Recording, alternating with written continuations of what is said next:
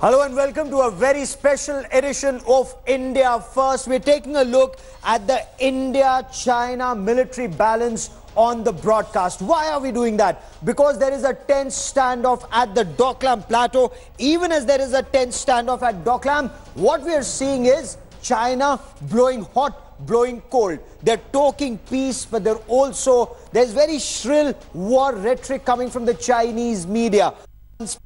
But how do numbers stack up? We're taking a look at the Chinese deployment along the line of actual control. There is a 4,500-kilometer long border between India and China and the line of actual control. We're also looking at the aspect of a two-front scenario.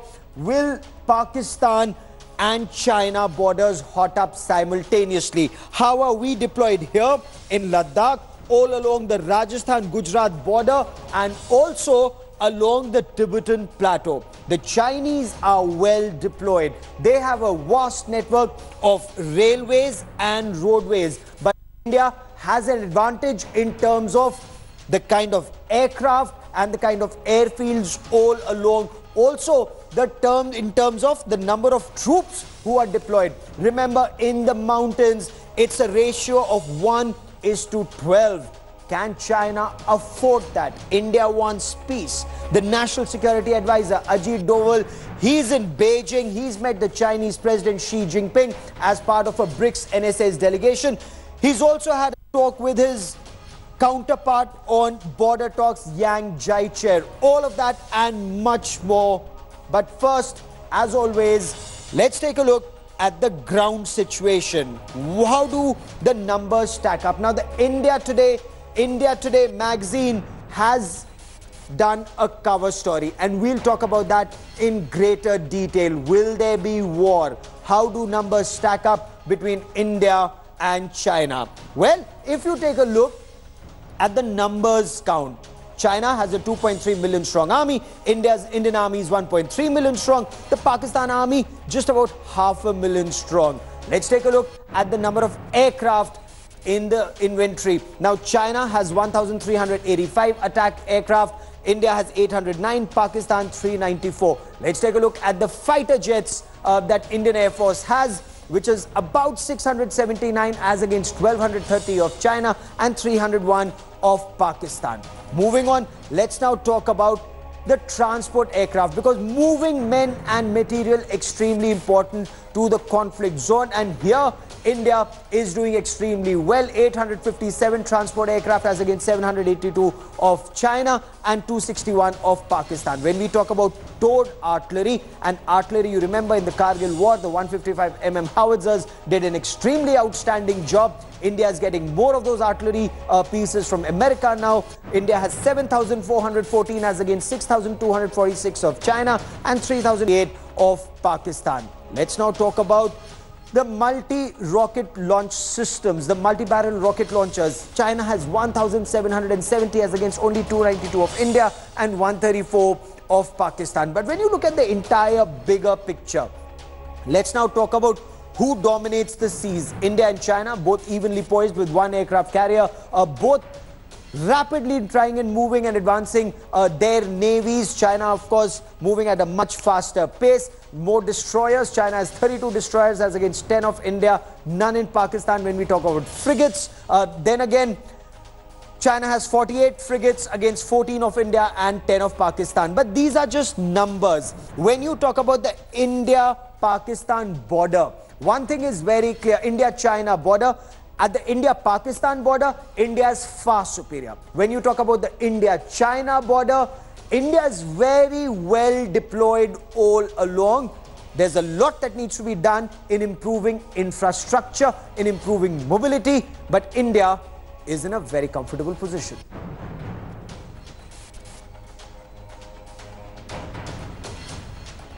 We'll talk about this in greater detail. Joining me on the broadcast shortly will be General J.J. Singh, former Chief of the Army Staff. Also with us will be Ambassador G. Parthasarathy, India's former High Commissioner to Pakistan, but very crucial role he played in 1986-87 standoff at Sundarong Chu. And while China forever talks about 1962, China could do well to remember 1967 Nathula and 1986-87 Sungdurong Chu. Again, China respects strength and India is staring the dragon down.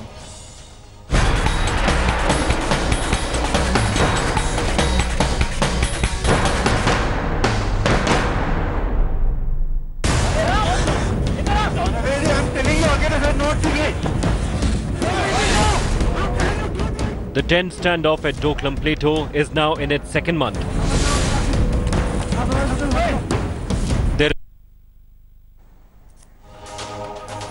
So we'll talk about this in greater detail. The tense standoff continues at the Doklam Plateau.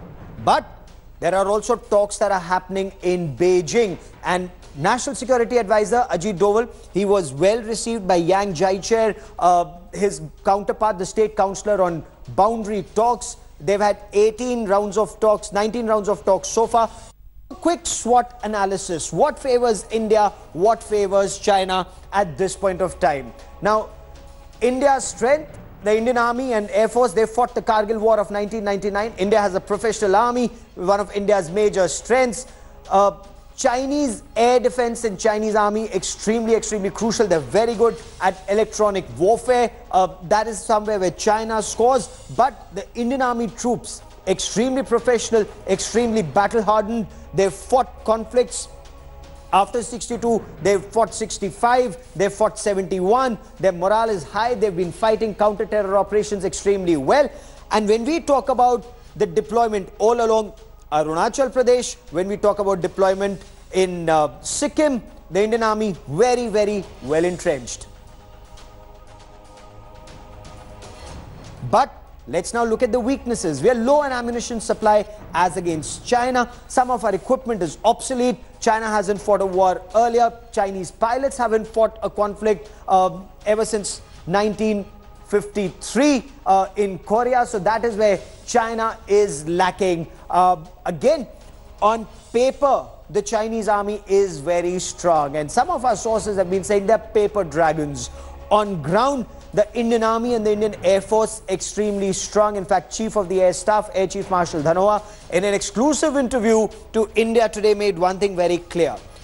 The Indian Air Force along with the Indian Army, now they've been practicing jointmanship, perhaps not as well as China, but when you talk of jointmanship, both Indian Air Force and Indian Army are in a very strong position. We have our Sukhoi 30s MKIs, 250 of them that China will have to think about if China should try any misadventure.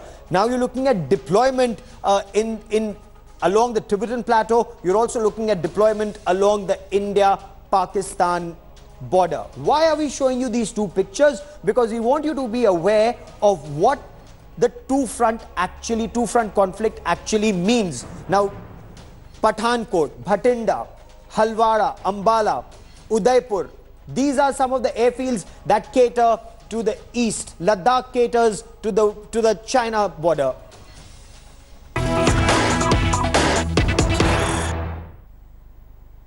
There's breaking news coming in. The Ministry of Home Affairs has received a letter from the National Investigation Agency to close down India-Pakistan border trade both at Uri and Poonch. This is an 80-page recommendation that the NIA has sent to the Ministry of Home Affairs, saying standard operating procedures are not being followed in this trade being conducted between India and Pakistan-occupied Kashmir. The trade through these routes has become a major source of terror funding. It is fueling unrest in the valley, says the National Investigation Agency. This is a huge India Today impact story. Remember, India Today had exposed how stone pelters were being paid in the Kashmir Valley and how separatist leaders were boasting on our Sting cameras that they were being paid by Pakistan to fuel unrest in the Kashmir Valley. We investigated further. How was that money coming in? And top NIA sources told India Today that this border trade, under invoicing of products that came from Pakistan-occupied Kashmir, while they were meant only for Kashmir, they were also going across the length and breadth of the country, and money coming from it was actually fueling terror. I want to cut across to India Today's Kamaljeet Kaur Sandhu for the latest on the story. Kamal, bring us details of this 80-page report that the NIA has sent to the MHA.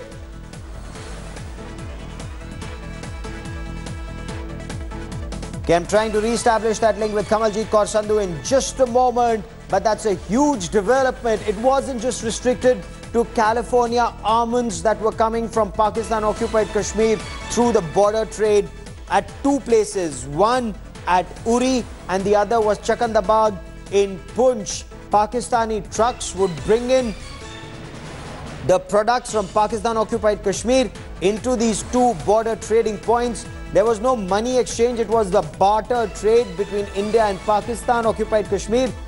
But there was under-invoicing of these products, and the money generated was fueling not just unrest but terror. India Today's Shudhi Ranjan Sen joins us with more on the story. Shudhi, bring us details. What does the NIA report say? Well, the NIA's report, apart from the investigation whereby they detail the kind of money that has flown in, and what NIA sources are telling us that since the border barter trade started, that is in 2008, the figure runs into about a few hundred crores. That is the amount of money that seems to have been diverted and used for other activities, which is like funding separatists, funding terror organizations, and funding your terrorists. What the NIA is indicating to us is that this border barter trade needs some kind of restrictions, or it needs to go. Now, why is that? Because the border barter trade started as a confidence building measure between the two countries, India and Pakistan. It starts off in 2008 after a gap of about 60 years, and the number of items that can be traded is restricted to 21, which is locally, produced. The idea was to help the local people on either side of the border to trade and to increase people-to-people contact. But on the contrary, this ended up, Shudhi, this ended up fueling terror. It ended up fueling unrest in the Kashmir Valley. So California almonds, they do not grow in Pakistan-occupied Kashmir, and yet California almonds were coming in. One question, why was this permitted so long, and how did under-invoicing actually fund the separatists and terrorists? Surplus. This surplus is off the books, it's not shown, and this is then, rerouted back into the valley to fund the Kashmiri separatists and the terrorists. Gaurav.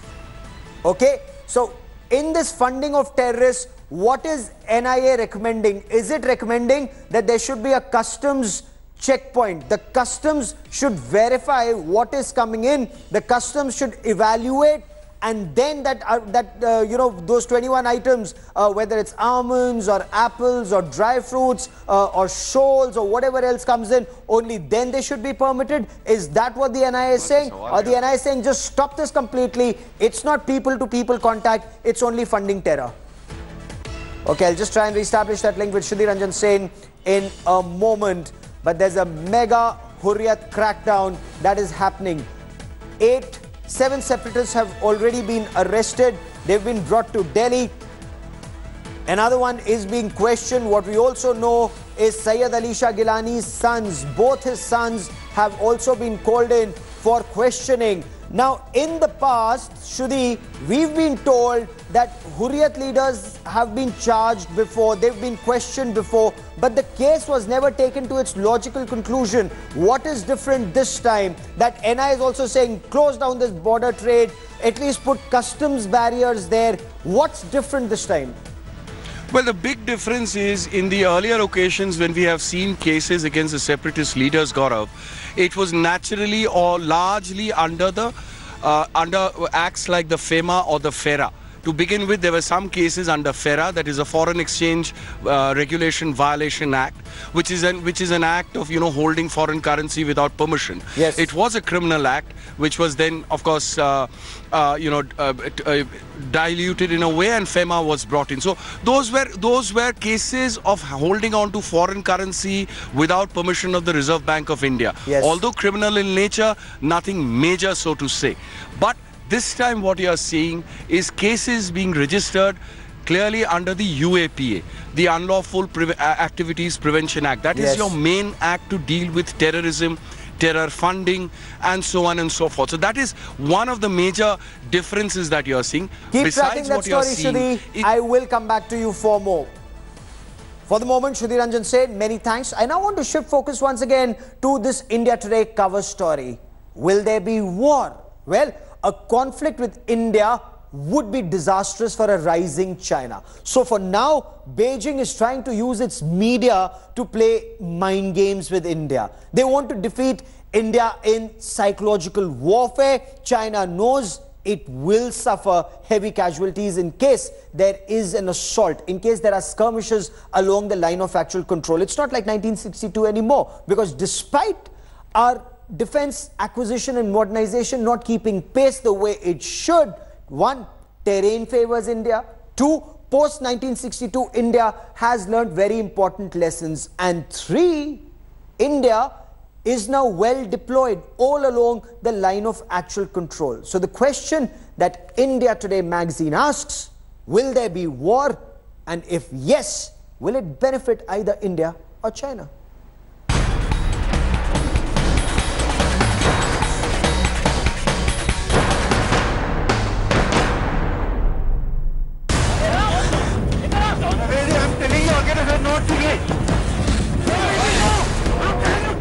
The tense standoff at Doklam Plateau is now in its second month. There is a sudden dip in the month-long shrill rhetoric from China, including psychological war with images of military exercises in the Tibetan Plateau.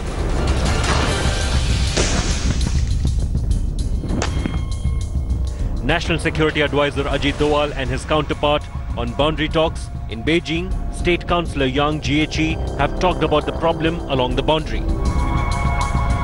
But can a miscalculation on either side lead to the balloon going up? And is there a possibility of a short, sharp conflict along the 4,057-kilometer long LAC?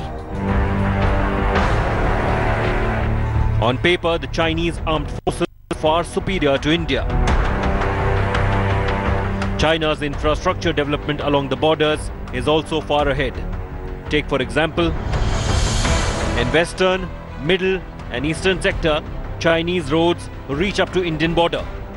In middle and eastern sector, Chinese rail network will reach the border areas by 2019. China operates 5 big airports in Tibet from Aksai Chin to Arunachal border. China has 30 days of ammunition backup thanks to military-industrial complex. Again, in terms of military spending on modernization, India is nowhere close to China. President Xi Jinping's reforms have modernized the Chinese army and enabled greater integration of armed forces through joint operational commands. India is yet to implement integration of its theatre commands. Military commanders feel China cannot score a decisive victory over India, and a limited conflict will bleed China extensively. The Chinese army will have to contend with over 250 IAF Su-30 MKI air dominance fighters. IAF fighters will take off with full load in planes and Chinese with reduced loads in the high-altitude Tibetan Plateau. Indian army is heavily deployed along the mountain passes. Indian defences are heavily fortified. Artillery and missile regiments back up heavy troop deployment in the mountains. In Ladakh and North Sikkim, T-72 tanks brigades are pre-positioned. In the mountains, both armies are evenly matched. We are prepared for any eventuality which we are supposed to be. It is a standoff on the ground and diplomatic channels are open. But we are prepared for whatever eventuality that happens. China's strategy, following great Chinese military strategist Sun Tzu's art of war, is to defeat the enemy without fighting a war. India and China last fired a bullet in anger across the border in 1967, when India gave China a bloody nose in Sikkim. And China knows terrain favors India. With Anand Krishnan in Beijing and Sandeep Punnitan, Bureau Report, India Today. There is a Himalayan standoff, but will there be war? That's the question India Today magazine asks. Joining me now on the broadcast is General J.J. Singh, former Chief of the Army Staff, Ambassador G. Parthasarathi, India's former High Commissioner to Pakistan, Sandeep Unnithan, Executive Editor, India Today, and Anant Krishnan, our man in Beijing. But General J.J. Singh, you've seen the military balance on ground. China far superior when it comes to weapons and infrastructure. But can this spur China to a short, sharp conflict, General?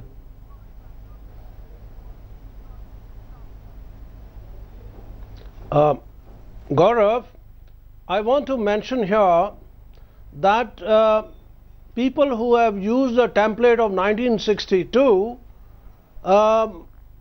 are wrong, because the two situations are very different, and not only the capabilities of the armed forces of both sides, but also the political and military leadership is of a caliber which can handle such boundary problems in a mature and responsible manner.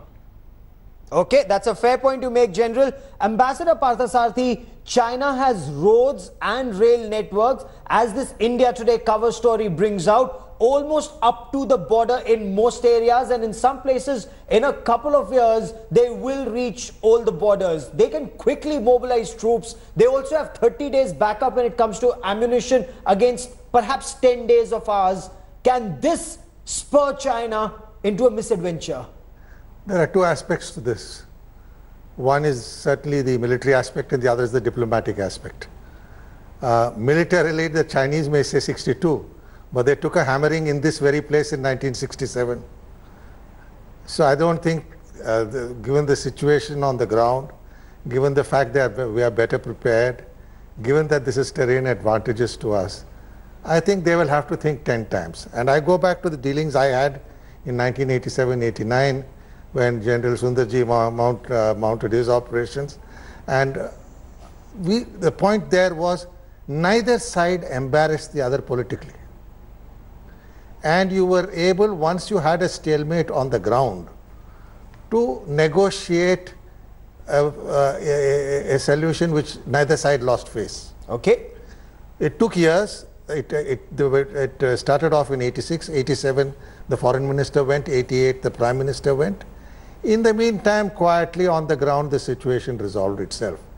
I would think, given China's imperatives now, the 9th Party Congress, which is due shortly, given the fact that they are already being accused of excessive aggression, given the fact the United States have told them not to be coercive, I think a leader like Xi Jinping will have to think 10 times before entering a military adventure. It's one thing bashing up the Philippines, but it's another thing taking on India in Sikkim. Okay, we are far superior than what we were in 1962, but that is what even China claims. They are far superior than they were in 1962. Sandeep, in this India Today cover story, you talk about, the military balance between India and China. Indian Air Force is now down to 32 squadrons, as against a sanctioned strength of 39.5 squadrons. Navy lacks both submarines and anti-submarine warfare helicopters. Why should our poor preparedness then not encourage the Chinese to undertake any misadventure? Well, Gaurav, I want to take you back to what the Defense Minister Arun Jaitley said a few weeks back, where he said that the India of 2017 is not the India of 1962. And what he was actually referring to is the fact that you have the Indian Air Force, which, despite being at its lowest in many years, at 32 squadrons, you have over 200 Sukhoi 30 MKIs, which are a very, very formidable aircraft.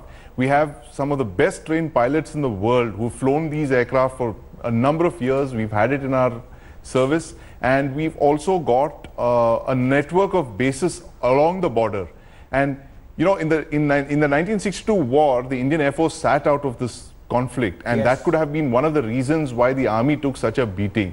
So before it even, what we've been told is even before the army could, get into any future, deterring a misadventure, Okay. it will be the Air Force that is going to be up in the air, which is going to tell the Chinese that it's not going to be a walkover and you're going to get a bloody nose. Okay.